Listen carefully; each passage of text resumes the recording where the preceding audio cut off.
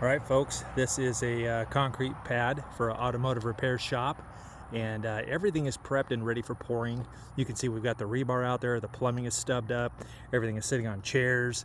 Those are drainage floor mounts out there. You can also see down the center those pink capped, those are sections where there's going to be an automotive lift. So under there was a extra area of rebar and footing that goes down about 3.5 feet. So we're going to be bright and early in the morning, pour this out. Thanks for tuning in. Nation State Concrete, Magnolia Concrete Pros, give us a call. Thanks.